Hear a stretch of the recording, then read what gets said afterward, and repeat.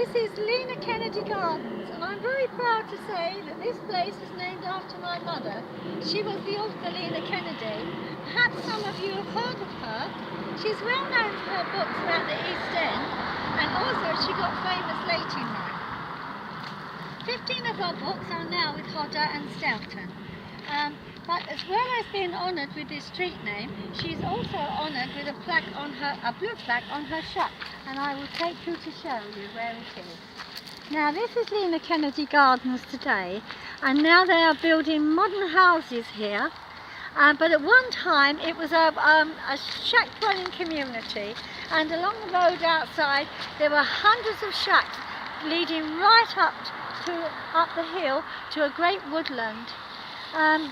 Some of the people, they came after the war as refugees, and some came to live here in the shacks to hide out. But all had their own plots, and some of them lived off the land. Now here's my mother's oak tree. She loved this tree, and she used to put her arms around it and give it a hug like I am this day. But there were many of these great oaks, but lots of them were lost when the council felled them and the shacks were compulsory purchased. It was such a shame. But my mother's shack remained, and she used to say, "I'm the last of the shack dwellers." Come on, Acorn. Now here is a satin wood, and over here, over the top, is a plaque put here by the parish council, and it says, "Remembering evermore that Lena Kennedy lived and worked here. Best-selling author, 1914 to 1986. They put this here for my mum because she wrote much about this area, the marshland, the castles, the rectory, the River Medway, and they said that she has paved the way to their own heritage. Now if you like to come inside, I'll get the Shack Dwellers book, which is here, and I will show you this book, The Last of the Shack Dwellers, and it's her autobiography.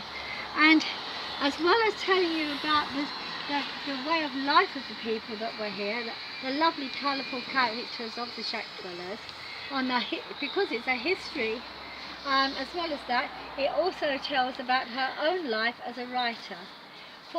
And she was 64 when she got her first book published, and she had no formal education, leaving school at 14. And she came from the streets of Oxton, a very poor place, but she went on to be one of the finest of contemporary storytellers. And even, if you like to come this way, and even Waltham Forest, they named a street after her called Lena Kennedy Close. Come in, Acorn, go and sit in the chair. There you go.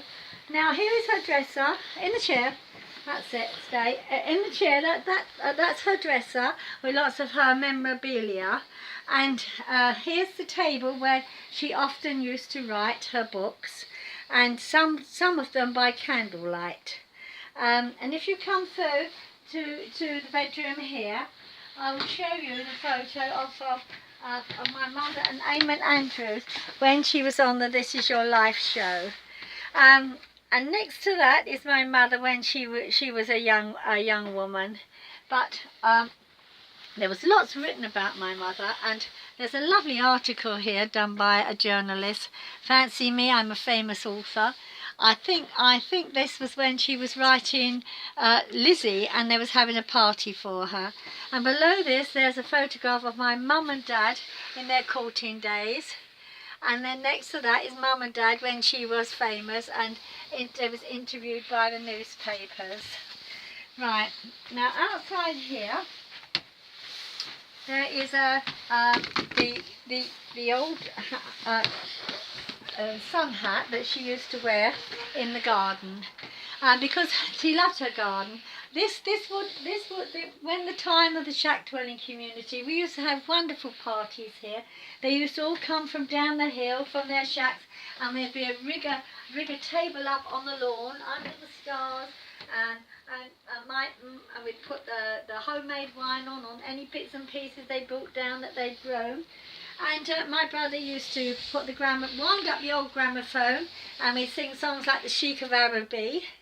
I remember my first friend here, her name was Hannah, and she lived up the hill in a shack with her mother, who was they were Polish refugees from the war, and their shack was called White Lodge, and they sort of grew vegetables. And my mum often used to disappear and to buy cabbage and sample Mrs. Polish's homemade wine.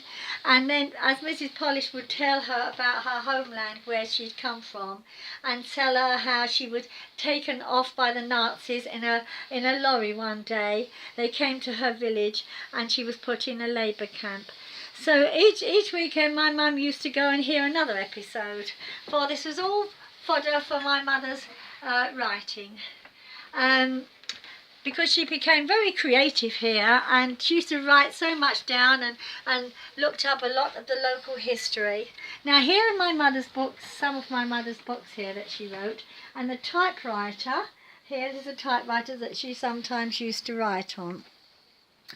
Now some of her books were written about different areas of London, like there's Nellie Kelly, and that was written about the area of Shoreditch, the Nile in Shoreditch. And Nellie Kelly, she experiences a lot with what my mother does, because she goes to the school to get her testimonial, and Miss Victoria says, "Now what do you want to do, Lena Kennedy, when you leave school?" And my mother said, "I want to travel the world and write books." "Oh, sit down, Lena Kennedy," she said. For my mother had her young brother and sister at home who she had to look after, and she was often late for school. Her home mother had died, and she had lots to do at home. But Miss Victoria, with a twinge of conscience, said, "Would do good at books," and so she did. But I wonder if Miss Victoria could see her today, see her when she did travel on the QE2 with the publishers. But to escape the squalor of the streets, my mum used to sit, they lived over a stable, and my mum used to sit in the yard downstairs in what she called Griggs's cart, and she read her way all through the classics, which was all very good for somebody to become a writer. So that was Nellie Kelly. Now there was Autumn Alley that she wrote of, and that was about the area of Bow. And when we were passing Bow Cemetery, they were digging up the cemetery, and my mum said about her own ancestors being buried there, and I think my mother wanted to recreate their lives and put them in the little alley little street in Bow where they had lived. So we went down to Autumn Alley and to Roma Road Market, and there was a little alley down there, and we walked down, and my mother said, "I'm going to put an Irish family in a house in this alley, and a Jewish family, and a Cockney family, and a religious family, and take it through the First World War." So in Autumn Alley we see all these families living in this alley and how all their lives intermingled, and it made a real bestseller. But I remember standing in the alley with my mother and her drawing a little map. It was as if it was all in her mind, and she said, "I'm going to put the canal at the end of the alley," which she did, the Regent's Canal.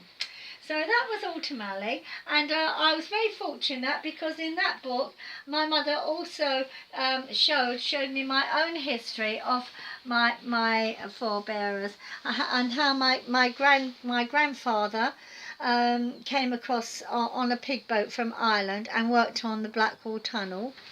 And my great-grandfather travelled across America on a wagon train with his family, fighting off the Indians, and they said he was the first man to put the now in the South Pacific Railroad. So how fortunate I am to have known of my own history, of my family. Now this is Maggie.